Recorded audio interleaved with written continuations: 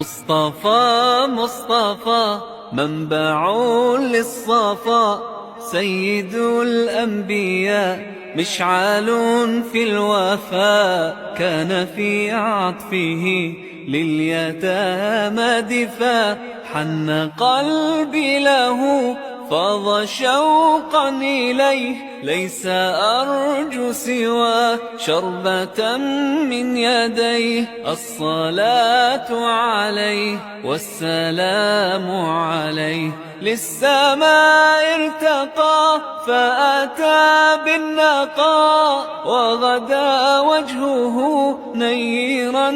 مشرقا، كان من عفوه حين حان اللقاء، قال فلتذهبوا أنتم الطلقاء. مصطفى مصطفى